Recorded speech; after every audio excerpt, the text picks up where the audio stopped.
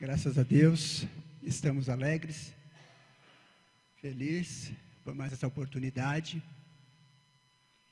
E quero dizer para os irmãos que a gente tem conseguido tirar um tempinho aí, às madrugadas, para meditar em alguma coisa e ouvir alguma coisa e buscar alguma coisa.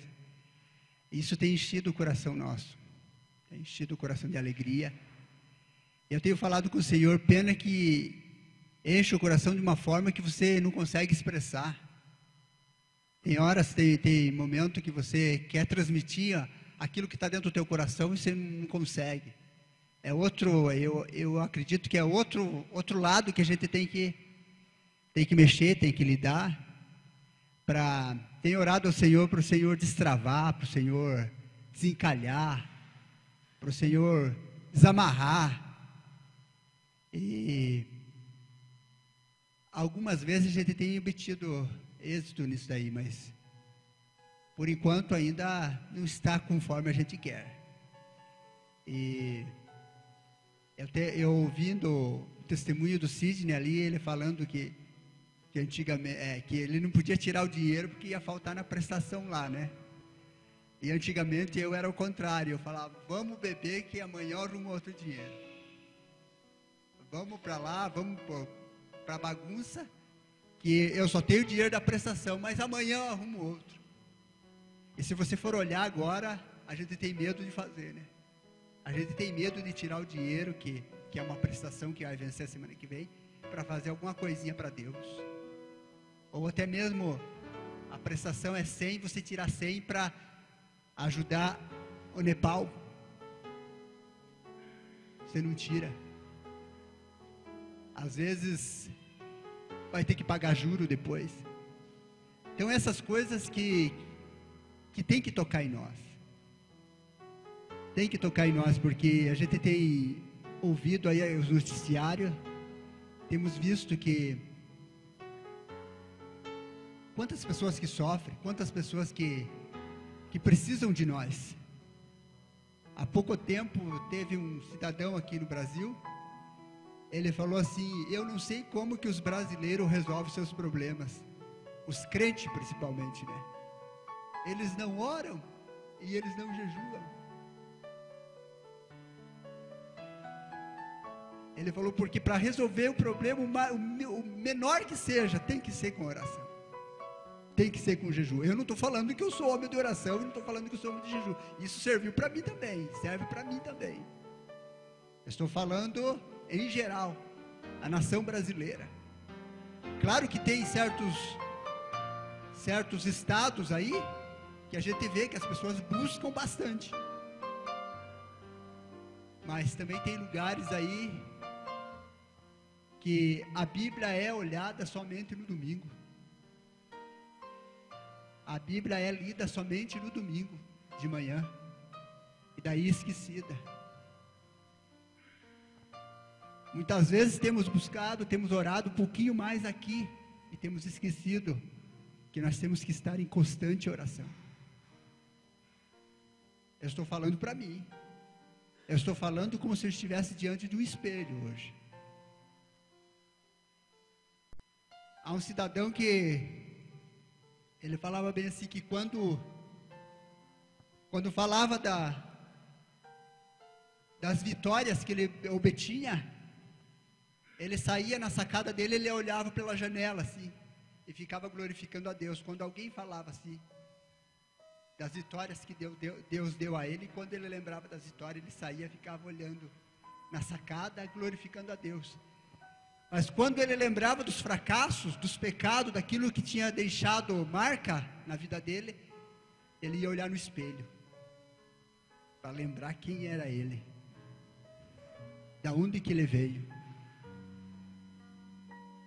E há pouco tempo atrás eu li uma entrevista, eu não lembro aonde que está essa planta, não sei se é no Brasil ou se é fora do Brasil, mas é uma planta que, antes de crescer para cima, vocês podem me ajudar, talvez vocês saibam, antes de crescer para cima, ela cresce 3 metros para baixo. 3 metros, eu acredito que diâmetro todo ali, 3 metros de raiz. Porque ela é uma planta que cresce muito para cima. Então, antes, ao pensamento da planta, antes de crescer para cima, ela tem que crescer para baixo. Eu acho que vocês estão entendendo o que eu quero dizer. Essa semana eu ouvi uma palavra assim, que nós temos que crescer para baixo. Nós queremos crescer para cima. Porque aquele que quer crescer para cima, ele quer se aparecer. Muitas pessoas hoje, a maioria quer crescer para cima, porque ele quer aparecer logo. E logo se desfaz. Mas quando nós começamos a crescer para baixo, é sinal de humilhação, é sinal que nós vamos enraizar, é sinal que nós vamos firmar, é sinal que não é qualquer tempestade que vai nos derrubar, é sinal que nós podemos crescer para cima, mas ainda nós vamos dizer assim: o que importa é que ele cresça e eu diminua. Porque quando nós estamos enraizados no Senhor, não é qualquer elogio que vai nos abater, não é qualquer coisa que vai encher o nosso ego. Toda a honra, toda a glória é dada a Ele, somente a Ele. Então essas coisas, irmãos, a gente ouve, às vezes a gente chora, às vezes a gente glorifica a Deus, e isso enche o nosso coração. Eu sei que vocês também têm esse mesmo sentimento, são sensíveis da mesma forma, quando vocês sentem a palavra de Deus. E eu acredito que nessa manhã o Senhor vai nos ensinar alguma coisa. Estou com a Bíblia grande aqui, mas não sou perito nela não. Essa é a Bíblia de estudo, eu simplesmente trouxe ela porque tinha uma outra dentro do carro que estava caindo as folhas, daí eu trouxe ela. Eu ganhei essa Bíblia aqui, mas tem irmãos que vai lá em casa e dizem: nossa, que Bíblia que você tem. Eu não consegui me achar nela ainda. Eu não consegui. Eles olham, Bíblia de estudo, interessante, mas eu não consegui me achar. Faz tempinho que eu tenho ela. E tem irmãos que vai lá e fica admirado: poxa, que Bíblia que você tem. É essas coisas que eu digo, irmão. Às vezes a gente está com a metralhadora e não sabe atirar. Esses dias eu ouvi também que muitas vezes você quer fazer as coisas por si próprio. Você não quer pagar o preço. Diante de Deus nós temos que pagar o preço. Há pessoas assim que olham você fazendo, por exemplo, o Gerson está fazendo asfalto lá. Poxa, eu vou fazer lá em casa, eu vi o jeito que o Gerson faz, eu vou fazer. Ele não quer pagar o preço, ele não quer pagar um curso, ele não quer muitas vezes enfrentar uma faculdade. Ele quer aprender assim. E esse tem um nome, é inveja. Tem muitas pessoas que fabricaram um produto aí, mas não foram passar por um processo lá onde o químico está, onde o químico faz, para ele ver, para ele aprender, para ele estudar, pagar o preço. Não, eles inventaram lá. Há muitas coisas ruins aí, há muitas coisas de segunda linha que não presta. Eles inventaram: fulano está fazendo lá, eu vou fazer também. E eu acredito que tudo que é pago um preço, você vai dar valor. Nós vamos dar valor. Assim é com os nossos filhos. Quando os filhos começam a ganhar seu dinheiro, que eles precisam comprar roupa, que eles precisam pagar a prestação, eles começam a comprar roupa um pouquinho mais barata, eles começam a pesquisar mais, eles começam a andar de loja em loja pesquisando, eles vão na internet. Agora, quando não é deles, isso eu falo em geral, quando não é deles, comprar aquele, vamos pegar aqui mesmo, porque ficar andando demais aí. Vamos pegar aqui mesmo. É assim, então, pagar o preço, você vai dar valor pelo que você tem, pelo que você ganha. E diante de Deus nós temos que pagar o preço. Eu sempre aprendi assim, que nós temos que vir para a igreja cheio que nem o pregador. Não igual eu, que nem o pregador. O pregador vai estar lá pregando, derramando, espalhando fogo por tudo lá. Nós temos que estar igual, nós temos que vir igual. Porque nós viemos vazio e queremos voltar cheio. De que jeito? Nós viemos vazio, sentamos aqui, ficamos pensando nos problemas, nas dificuldades, ficamos pensando o que nós vamos fazer amanhã, o que nós vamos comer hoje de almoço e tantas coisas. E o culto simplesmente aconteceu para nós como um encontro de amigos, rever os irmãos, porque a obra de Deus não é você sair nos campos, a obra de Deus é você, a obra de Deus sou eu, você é a obra de Deus, nós somos a obra de Deus. Se nós buscar, alguém vai ver esta obra sendo concluída, essa obra sendo realizada em nossas vidas. Fecha teus olhos antes de nós abrir a Bíblia, vamos orar. Pai, nós te agradecemos por este momento, Senhor, que preparaste para nós estarmos aqui, Deus. Nós sabemos que somos carentes de Ti, Senhor, não sabemos falar, muitas vezes não sabemos pedir, Senhor Jesus, muitas vezes não sabemos nem se comportar diante de alguém, Senhor. Mas as Tuas misericórdias têm sido nosso socorro, Senhor. Nos ajuda, nos dá direção, Senhor Jesus. Que a Tua palavra seja pregada, Senhor, vá direto ao coração daqueles que precisam ouvir, precisam, Senhor Jesus, desta palavra. Deus, venha confortar, venha consolar, venha animar, Senhor Jesus. Venha tirar as dúvidas, Senhor, venha fazer com que essa pessoa saia daqui compreendendo o que ouviu, Senhor. Que seria chato, Senhor, pregar a palavra e não surtir nem o efeito, Senhor, nem na vida do pregador. Mas que nessa manhã não seja assim, Senhor Jesus, que a Tua palavra seja um alimento para nós. Que a Tua palavra seja um bálsamo para a nossa vida. Que a Tua palavra, Senhor Jesus, como ela diz, viva e eficaz em nossa vida. Que possa fazer aquilo que lhe apraz, aquilo que lhe agrada. Que não vai tornar para Ti vazia, Senhor, mas vai fazer tudo que é do Teu agrado, em nome do Senhor Jesus. Amém. Eu quero ler no livro de Romanos 8, 28.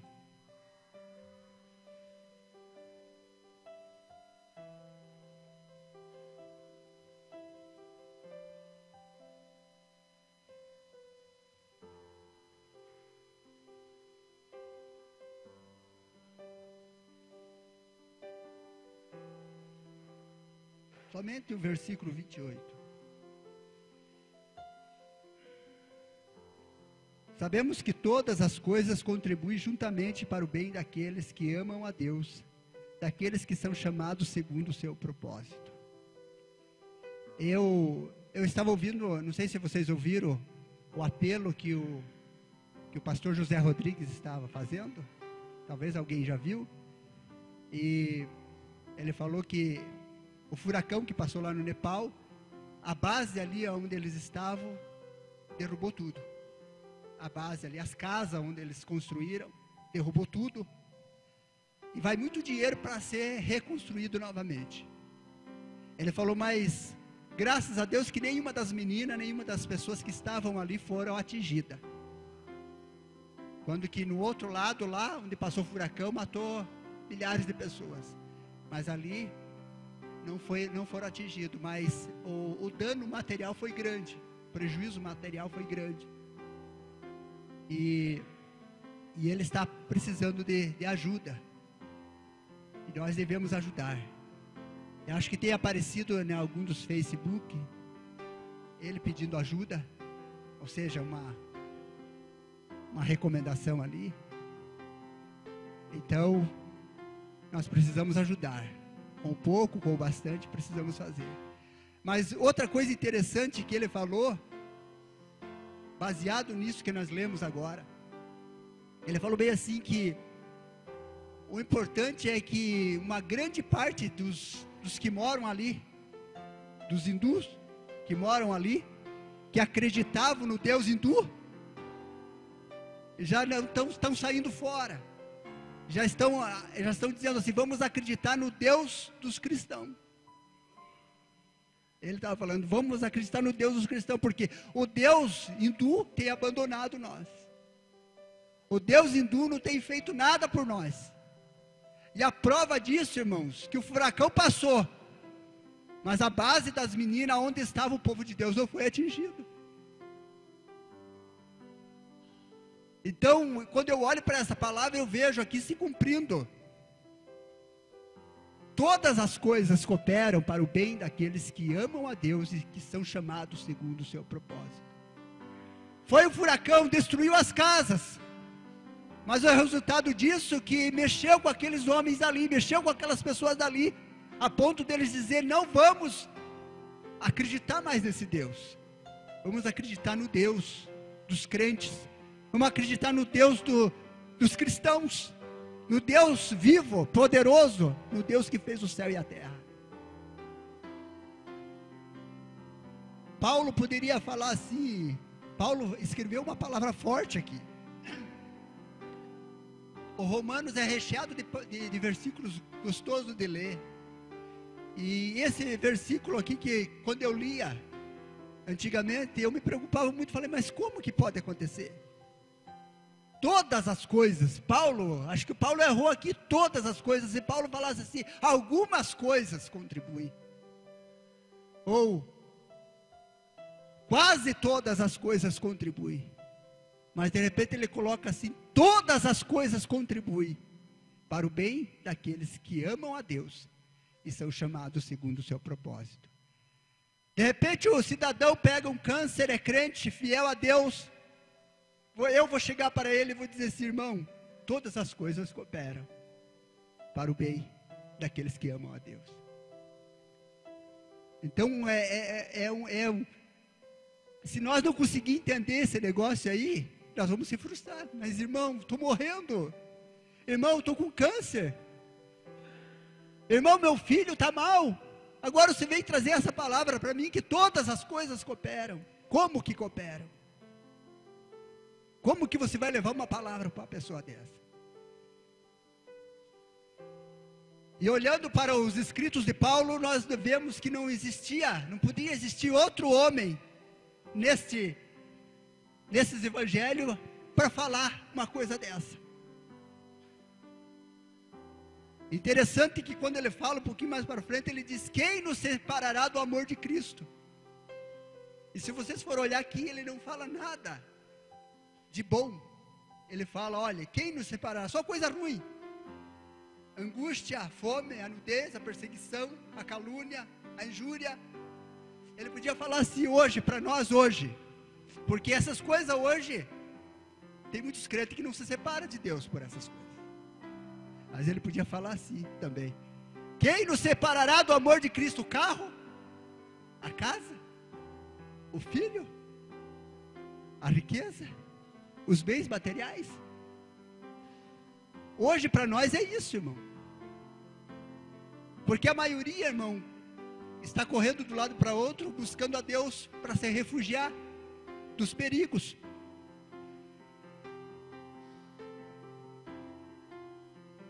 Eu ouvi hoje de manhã, eu não falei para ela que eu ia contar, mas eu senti agora de contar. Minha esposa trabalha numa loja, e para vocês verem como o pessoal está tão aflito, Deus está ali, Deus está se oferecendo para ele. Eu estou aqui, ó, mas só que eles não olham, a vidraça ainda está escura na frente deles. A minha esposa trabalha numa loja, e chegou uma mulher vinda dos Estados Unidos e foi comprar umas roupas lá. Aí essa mulher chegando, comprando roupa lá, daí a patroa da minha esposa falou: por que você ela está grávida. Ela falou assim: eu vou deixar os meus filhos com o meu marido e com alguns parentes, e vou voltar para os Estados Unidos para ganhar esse nenê, para ganhar lá. Ela perguntou: mas por que você vai ganhar lá? Ela falou: porque eu já morei 25 anos lá, e todos os meus filhos nasceram lá, eu quero que esse também seja americano. Nossa. Aí, ia para lá. É uma coisa que não dá para entender. Ia para lá para ganhar esse neném. Mas antes dela ir, eles começaram a conversar ali. Ela falou: mas por que você não fica morando lá? Por que você não leva os filhos e não mora lá? Ela falou assim: não, só que lá está uma onda do chip. E tem muita gente já com o chip. Tem muita gente com o chip lá. Na minha região ali, ó. Então eu estou escapando de lá. Eu estou vindo para cá, porque eu não quero ser marcado. Ela se identificou-se como cristã. Mas o interessante disso, irmão, que essa mulher começou a falar para a patroa da minha esposa tanta coisa que ela ficou de cabelo em pé. Eu até gostei disso. Tem que dar uma chacoalhada, tem que dar choque mesmo. Eu falo para minha mulher, porque você não aproveita falar? Tem que falar. Aí ela olhava para a Val e falava: é verdade, Val? A Val falava: é isso mesmo, a Bíblia diz. A mulher era bem inteligente, sabe? E lia muita palavra. Segundo que a Valdirene viu, ela lia muita palavra. Embora acontecesse aí que ela ia ganhar um neném lá, mas isso é fora a parte. E ela lia muita palavra. Então ela começou a falar para a patroa do chip. Essa mulher ficou, poxa. Ela falou assim: e nós viemos para cá, nós vamos comprar uma chácara. Ó, vai ter muita chácara para vender, vai ter muita chácara para comprar. Nós vamos comprar uma chácara aonde tem um olho d'água, onde tem água, porque vai acontecer isso, vai acontecer aquilo. A Bíblia fala que para fugir para os montes, para fugir para os matos, é isso, é aquilo. Então nós vamos comprar uma chácara e nós não vamos poder comprar se nós não tiver o chip. Nós não vamos poder vender, nós não vamos poder comer. Então nós vamos ter essa chácara e lá nós vamos plantar, lá nós vamos ter água para beber. Daí ela falou: é isso mesmo, Val? Ela falou: a Bíblia diz. A Val só falava: a Bíblia diz. Daí eu falei: Val, imagine se essa mulher vai para o inferno e você do lado dela ali. Se essa mulher vai para o inferno. Mas só que, daí ela falou assim: eu vou comprar uma chacrinha. Eu falei: mas se não aceitar Jesus, pode comprar chacrinha, tomar água potável, água boa, pode comer fruto da terra ali que plantou, pode comer tudo e no final vai para o inferno. Essa é a realidade. Se eu estivesse lá, eu falaria isso para ela: ó, você pode comprar tudo isso, você pode comprar uma chacrinha, você pode fugir da marca da besta, você pode comer lá o fruto da terra, mas se você não aceitar Jesus, não confessar os teus pecados, aceitando Jesus como teu Salvador, batizando, infelizmente, você vai bem sadia para o inferno. Bem sadia mesmo. Essa é a realidade, irmão. Então, eu quero olhar aqui, por que Paulo falou isso aos Filipenses?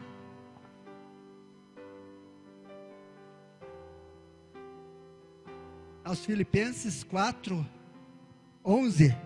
Olhe por que ele falou isso. Olhe se ele não tinha razão de falar isso.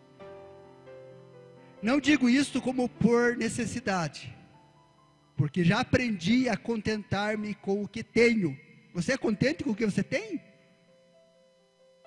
Ou você quer mais?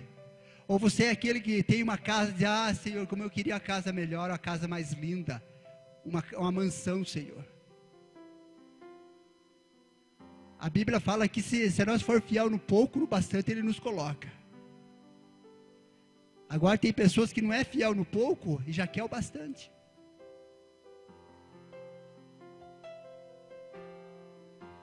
Sem estar abatido, sei também ter abundância. Em toda maneira, em todas as coisas estou instruído, tanto a ter fartura. Ele foi instruído. Por quem que ele foi instruído? Por a mesma pessoa que você é instruído. Ter fartura como a ter fome, tanto a ter abundância como a padecer necessidade. Aí ele conclui outra palavrinha que infelizmente você vê nos carros. É comum você ver esse versículo nos carros. Há pouco tempo atrás eu vi no carro lá: posso tudo as coisas naquele que me fortalece. E o carro entrando no motel.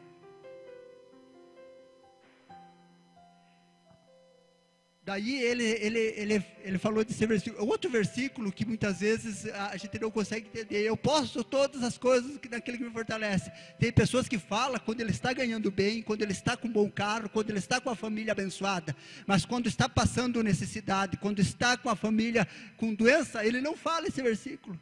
Aí que é a hora de falar: eu tá com problema, tô com luta, tô com dificuldade, meu filho está doente, mas posso tudo naquele que me fortalece. É outro versículo que muitos crentes não entendem. Porque se entendesse, nós falaríamos isso na hora que nós estivermos nessa situação. Todavia, fizeste bem em tomar parte da minha aflição.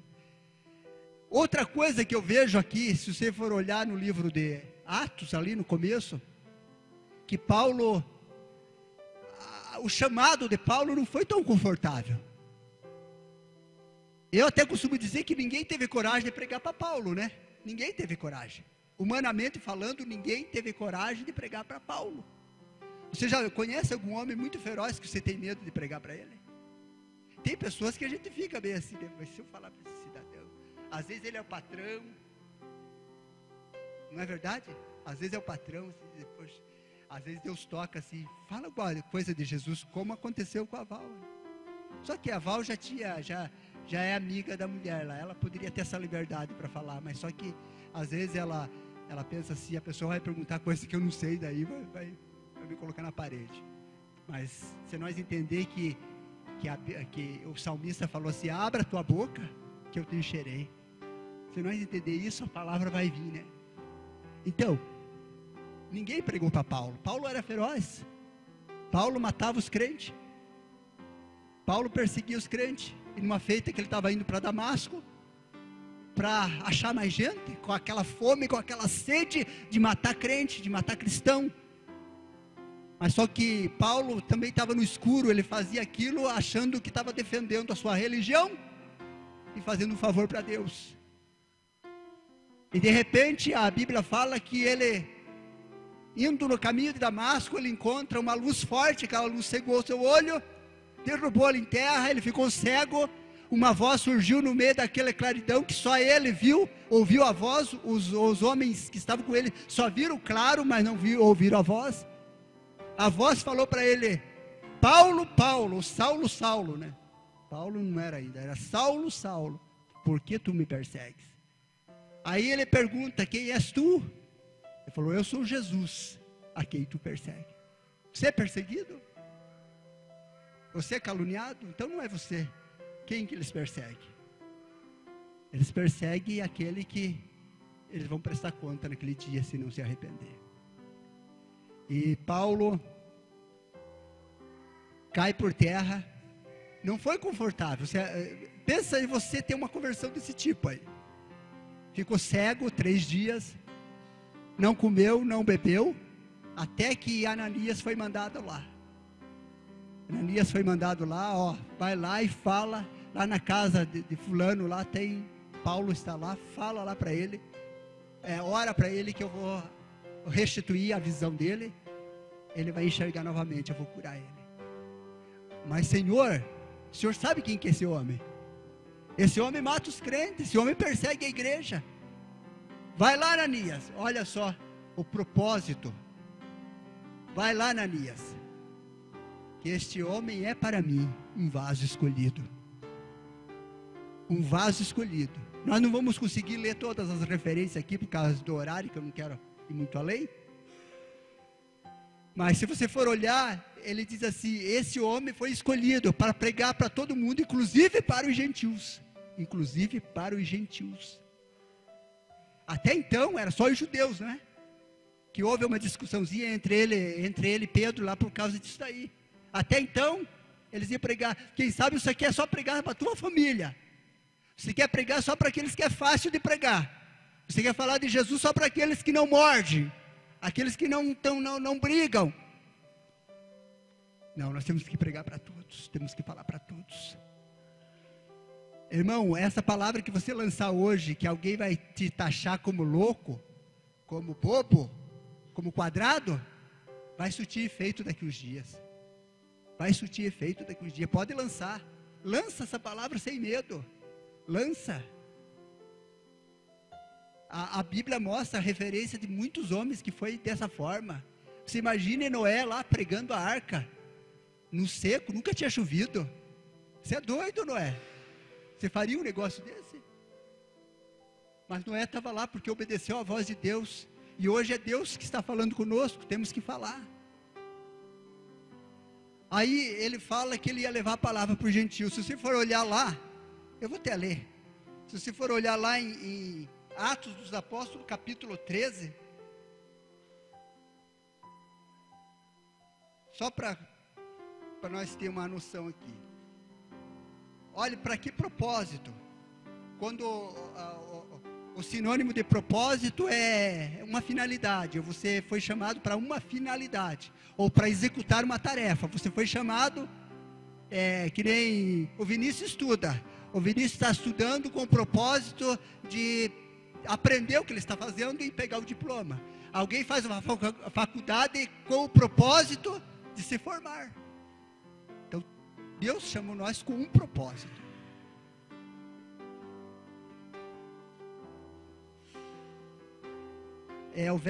Vamos ler aqui do 42, capítulo 13, verso 42. E saindo os judeus da sinagoga, os gentios rogaram que no sábado seguinte lhe fosse dita as mesmas coisas que eles estavam ouvindo lá. E despedida a sinagoga, e muitos dos judeus e dos prosélitos religiosos seguiram Paulo e Barnabé, os quais falando-lhe exortavam que permanecesse na graça de Deus. E no sábado seguinte ajuntou-se quase toda a cidade para ouvir a palavra de Deus. Então os judeus, vendo a multidão, encheram-se de inveja e blasfemando aos judeus. Só queria para eles. Quem sabe isso aqui é só para você. Eu sendo salvo e meus filhos, fechou. O resto que se dane. E os judeus, vendo a multidão, encheram-se de inveja e blasfemando, contradiziam o que Paulo falava. Mas Paulo e Barnabé, usando de ousadia, disseram: era mister que a vós se vos pregasse primeiro a palavra de Deus, mas visto que a rejeitais e não vos julgais dignos de vida eterna, eis que nós voltamos para os gentios. Então, eles ignoraram a palavra. Eles ignoraram. Aí começou aqui, Paulo falou, então nós vamos pregar para os gentios. Mas aqui estava se cumprindo aquela palavra que Deus falou. O que Deus falou para você no começo? O que você ia ser? O que você ia fazer? Mas irmão, passou-se 10 anos, eu não sou ainda, mas o que você está fazendo para ser? Qual que é a tua contribuição para ser?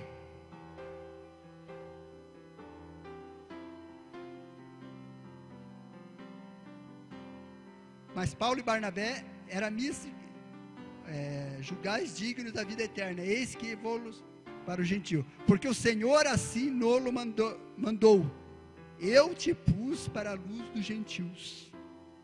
Aqui estava concluindo o propósito que Deus falou lá, o propósito que Deus falou em Romanos, estava se cumprindo aqui, apesar de a Bíblia não estar na ordem exata.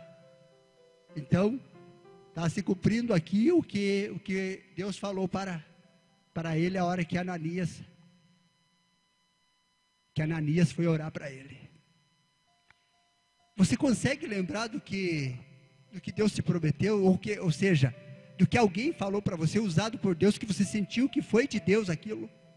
Você consegue lembrar? Aquele homem de Deus ou aquela mulher de Deus chegou e falou uma revelação para você, quem sabe você estava no mundo ainda. Olha rapaz, Deus tem um propósito na tua vida. Só assim não basta. Que propósito que Ele tem? Deus tem um propósito. Ele vai te levar você para outros estados. Deus tem um propósito na tua vida para você vai ganhar toda a sua família. Deus tem um propósito. Você lembra do propósito? Deus tem um propósito para cada um. Deus tem uma finalidade para cada um. Ninguém, irmão, desde o menor até o maior, desde o mais leigo até o letrado, Deus chamou com um propósito. O Paulo tem um propósito, Paulo. Você tem um propósito, que Deus te chamou com um propósito. Agora, convém nós entender que propósito é esse.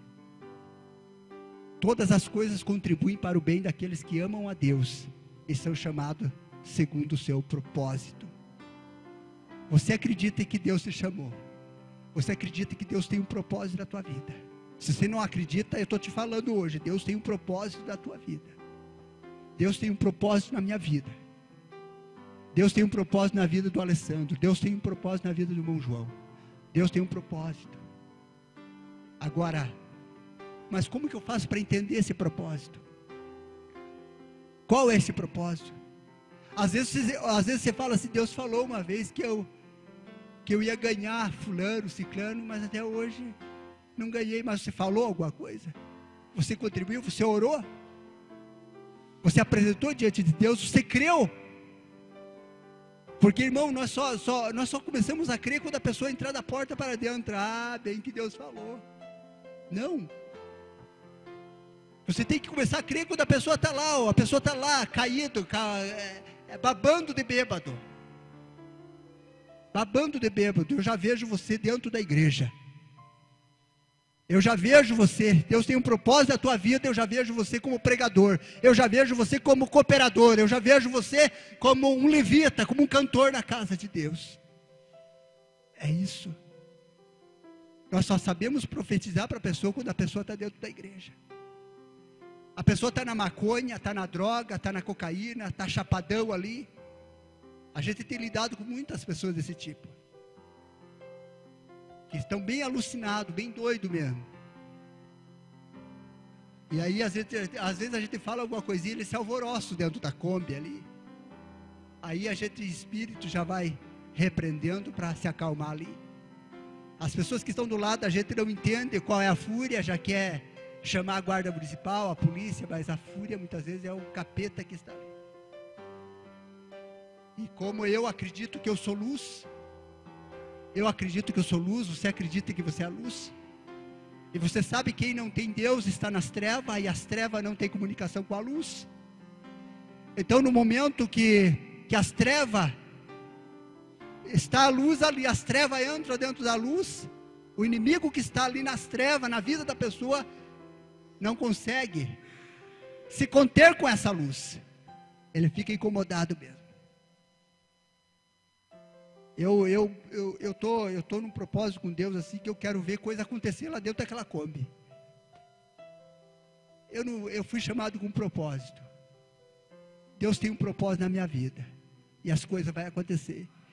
Falei, vai acontecer alguma coisa dentro dessa Kombi. Eu não sei o que vai acontecer, mas vai acontecer. Às vezes eu estou dirigindo a Kombi, o cidadão está berrando lá, o cidadão está falando coisa com coisa, está voando lá dentro.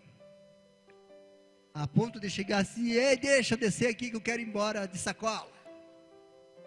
Alucinado, quero ir embora de sacola. Não, de sacola você não vai, você vai de Kombi. Não, eu quero ir de sacola, Aí, então eu quero ver as coisas acontecerem. Nem que o diabo rasgue a Kombi, mas eu quero ver o poder de Deus sendo manifesto ali. Aquelas pessoas que estão à nossa volta, eles têm que ver quem está em nós. Nós não precisamos falar, eu sou crente, eu sou evangélico, me respeitem que eu sou evangélico. Não precisa, eles vão ver, eles vão notar. O teu comportamento vai dizer, o teu testemunho vai falar, mas Deus vai abrir um leque, uma brechinha para você entrar. Eu tenho orado a Deus para que Deus não deixe eu perder essa aberturinha que Ele permite muitas vezes para nós entrar ali. Eu me lembro do cidadão que ele tinha que falar com alguém. Todo dia que ele saía, ele tinha que falar do amor de Jesus para alguém. E tinha vezes que ele entrava no ônibus, ninguém queria conversar com ele, porque talvez já conhecia ele. Aí ele sentava perto de uma pessoa que ele não tinha visto ainda. Ele falava, o tempo estava bom, será que vai chover hoje? Aí a pessoa começava a puxar a conversa, e vai indo.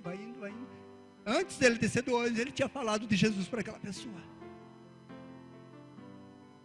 E muitas vezes nós vemos a situação do nosso lado, nós vemos ali a situação favorável para falar de Jesus, e nós não falamos.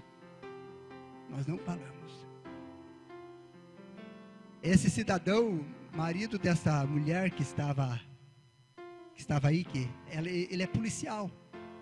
Então eu até achei interessante que tem lugares que a gente não pode falar de Jesus, porque senão os caras ficam bem doidos, ficam falando, eu quero Jesus. Uma certa ocasião nós fomos fazer um culto, pregar, fazer um evangelismo dentro de um manicômio, dentro de o Franco da Rocha, alguém conhece lá em Ponta Grossa. Nós fomos lá dentro do Franco da Rocha. E daí, conforme a gente ia falando, aquelas pessoas ficavam, são meio fora da casinha, então eles ficavam gritando lá. Eu quero Jesus, eu quero Jesus. Aí, na outra vez que nós voltamos, não deixaram nós fazer nada, porque falou assim, não é vocês que ficam aqui depois, né? Não é vocês que ficam aqui, fique aqui. Aguenta esse cidadão aí a noite inteira gritando, eu quero Jesus, eu quero Jesus. Não dormia, ficava igual um zumbi gritando. Então, existem certas situações, irmãos, e esse cidadão, ele é da polícia civil, e ele fala para os presos, ele prega para os presos, ele tem a liberdade de pregar, e nós temos que falar. O mundo não pode nos calar, irmão, a situação da vida não pode nos calar. Se você está numa situação difícil, saiba que todas as coisas cooperam para o bem daqueles que amam a Deus. Eu, uma certa ocasião, trabalhava só de pintura, de repente caí da escada, o Vinícius estava junto comigo, machuquei meu pé, não pude mais subir a escada. Crente, e eu falava assim, e agora? Agora a situação vai piorar. Agora danou. Não sou registrado em lugar nenhum, não tenho ganho nenhum, com esse pé inchado, não posso subir a escada. Aí, esses dias que eu estava lembrando dessa palavra, todas as coisas cooperam para o bem daqueles que amam a Deus. De repente, o meu irmão falou, faça um currículo aí. Eu fiz um currículo lá, mas sem fé, sem esperança. Dei para ele, ele foi na igreja onde ele pertencia, entregou para o irmão, aquele currículo andou. Passado uns 15 dias, eu estava sofrendo com o pé meio inchado na escada, ainda pintando. Só que agora eu já pintava com outros parentes, que sozinho não estava dando conta. Aí, de repente, o telefone celular tocou, eu atendi, ele falou assim, aqui é da empresa tal, você quer vir em quinta, era terça, quer vir em quinta fazer um teste? Eu falei, mas o que é isso? Eu estou perguntando, você quer vir ou não quer vir? Falei, vou. Aonde que é? Ele disse o endereço lá e desligou. Então venha. Aí fui lá quinta, fiz o teste, passei, estou lá até hoje. Estou lá até hoje. Mas se eu não caísse da escada, às vezes eu digo, se você não quebrasse o braço, se você não quebrasse a perna, se você não caísse de moto, você ia andar ainda em alta velocidade. Você ia andar freando atrás dos carros. Eu me lembro do cidadão, olha só a ousadia do cara. Ele tinha vontade de entrar no hospital pregar, mas ele precisava de uma carteirinha. Ele queria pregar, sabe em que hospital? No Erasto Getter. Ele queria ir lá dentro, porque ele falou, lá tem gente morrendo, lá tem gente em estado terminal, e se eu falar de Jesus, ele aceitar, fechou. Ele morre, é uma alma que eu ganhei. É rapidinho, porque ele achava que se pregasse para outros, esses outros ficam andando, daqui a pouco estão desviados, né? Então pregava para ganhar alma mais rápido, né? Mais rápido. Aí, ele começou com aquela história, ele queria ir lá, porque ele tinha o desejo de ir lá, mas não sei se era toda aquela coragem, não sei se ele tinha toda aquela coragem. De repente, passado um tempo, ele foi fazer um exame, sabe o que ele tinha? Ele tinha câncer. Ele foi fazer os exames, ele tinha câncer. Veja só que situação. Só que ele não entendeu, eu estou com câncer, agora Senhor, agora é eu que vou para lá. Ele não entendeu.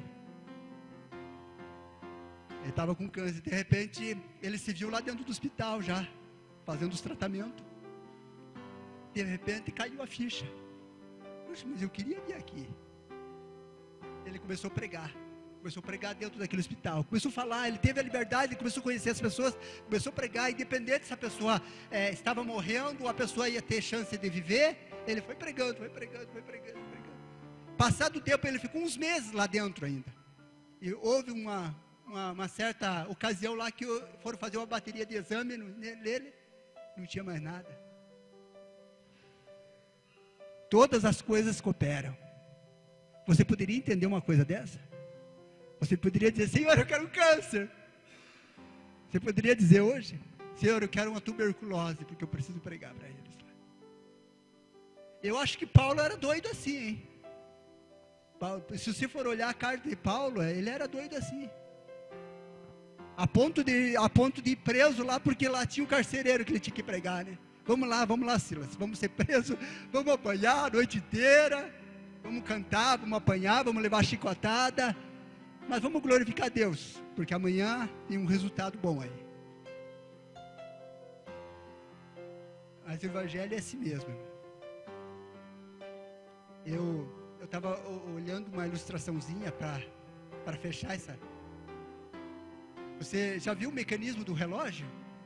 Porque hoje em dia o relógio, a maioria só tem uma coisinha ali, mas o mecanismo dele, o Rolex principalmente, o mecanismo dele, o relogeiro, ele forma o relógio tudo horário e anti-horário. Você viu? Ele gira assim, um pouco dentro, um pouco assim, mas a hora sempre está certinha. É horário e anti-horário. Ele coloca aquelas molas, tudo ali, pequenininha. Mas se você for olhar, um gira para lá, o outro gira para cá, e como que dá a hora certa e tal. Aí, eu olhando nessa palavra, a vida do crente é mais ou menos assim. É horário e anti-horário. É horário e anti-horário. Você às vezes está tudo bem, daqui a pouco, furacão. Ué, mas ontem estava bem? Pois é, hoje estou aqui. Ontem eu estava bem, hoje estou aqui. Mas eu quero falar para você, fala igual Paulo, quero falar para você, eu aprendi a ter tudo e não ter nada. Porque eu tenho tudo. Aqui aos olhos teus eu não tenho nada, mas eu tenho tudo. Eu aprendi a ter fome, eu aprendi a comer, eu aprendi a ter necessidade, eu aprendi a andar de roupa de marca, aprendi a andar também de roupa sem marca, eu aprendi a andar de calçado, aprendi a andar descalço, eu aprendi a andar de chinelo, eu aprendi a comer com os granfinos, aprendi a comer com os pobres, aprendi a sentar na calçada com o meu amigo que faz faculdade, eu aprendi a sentar na calçada com o mendigo também, abraçar ele, eu aprendi a fazer de tudo. Eu sou flexível, aonde eu for eu me dou bem. É assim que Paulo falava, é assim que nós temos que ser, é assim que nós temos que falar. Nós não temos que ser o que não somos, nós temos que ser o que somos. Se eu moro num barraco, moro num barraco. Se eu vou levar alguém para olhar a minha casa, vamos lá em casa. Eu não tenho vergonha. Tem pessoas que têm vergonha de mostrar a sua casa. Um certo irmão ali já vamos encerrar. Um certo irmão ali da Vila Xingu, ali em São José dos Pinhais, ele ganhou umas madeirinhas lá e fez uma casa. Mas estava um frio. Aquela semana estava um frio mesmo, que se você tirasse a língua para fora e batesse o vento, congelava a língua. Frio mesmo. Aí ele fez a casa dele e chamou um presbítero da igreja que é bem financeiramente. Falou, vamos lá em casa, fiz a casa. Oh, Deus abençoe, fiz a casa bonita, vamos lá. Aí ele foi lá, vamos lá comer uns bolinhos. Minha esposa vai fazer uns bolinhos, vamos. Aí ele foi pregar na igreja dele e foi lá. Pegaram o carro dele e foi lá. Chegou lá, conta o presbítero. Não foi o irmão que contou esse presbítero para nós e falou assim, aprendi, Deus falou comigo novamente. Ele falou assim, entrei na casa do Moisés lá. E ele alegre com aquela casa, rapaz, nem sarrafo tem, nem mata-junta tem. Aquele vento atravessa daqui para lá, ó, fica balançando teu paletó assim, o vento. Falou, um vento cortante, a cortina, não tem nem vitrô, nem vidro na janela. Tem vitrô, mas não tem vidro na janela. Aquele vento transpassa dentro da casa lá, e ele pulando de alegria que Deus tinha dado a casa para ele. Estava feliz. É assim que Deus nos quer. Eu estava falando com o Luciano falou assim, para nós entrar no Santíssimo, no lugar Santíssimo, que é aquelas 3 passos, as 3 fases do tabernáculo, para nós entrar lá, nada desse mundo tem valor para nós mais. O dia que nós entrar lá, nada vai ter valor mais. Nada. Fulano tem carro bonito, que bom. Fulano tem casa bonita, que bom. Nada vai ter valor. Ah, como eu queria ter uma casa dessa. Ah, como eu queria ter um carro desse. Eu vou lutar para ter um carro desse. Vou mostrar para você que eu vou ter um carro desse. Tem muita gente brigando por causa disso, para querer mostrar para o outro.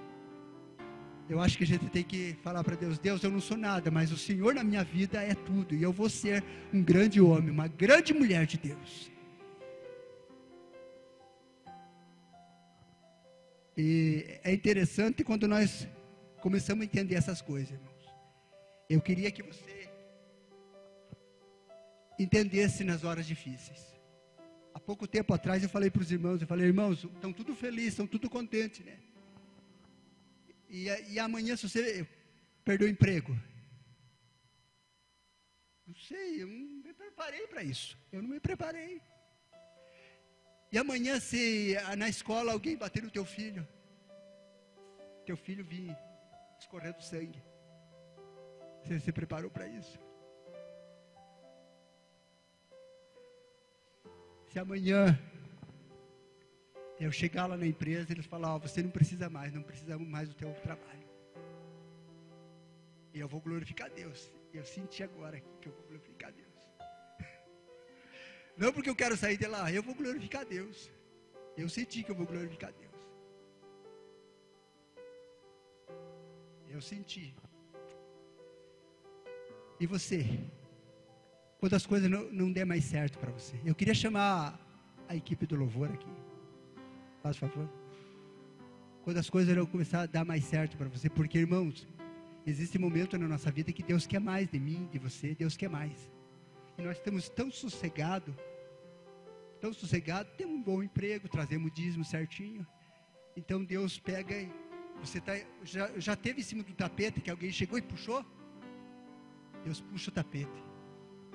Deus dá uma puxadinha no tapete. Você cai, você se machuca. Aí você começa, Senhor, tenha misericórdia de mim. É desse tipo que eu te quero. Venha mais para perto de mim. Eu falei uma vez que quando Deus faz certas coisas que a gente vai para os pés dele, é porque Ele tem saudade de mim, Ele tem saudade de você. Porque a hora que Ele consegue ter um relacionamento com nós é quando nós estamos de joelho, quando nós estamos buscando a Ele, quando nós estamos orando a Ele, não somente de joelho, mas quando nós estamos ligados nele. Ele diz, como é bom ter um relacionamento com Ele. É meu filho, é minha filha, como é bom ter. E quando Ele começa a sentir saudade de nós estamos se distanciando por causa da riqueza, por causa de amar mais os filhos do que Ele, vamos se distanciando, de repente acontece alguma coisa, aí você vem, Senhor, tenha misericórdia de mim. Aí vem aquela palavra assim, eu te esqueci, Senhor, mas eu não quero mais esquecer. Ele diz, é assim que eu te quero, é assim que eu te quero, encostado no meu peito, igual João estava encostado no peito de Jesus. E é assim que Ele nos quer, irmão. É assim que Ele nos quer, encostado no peito dele. Pode louvar.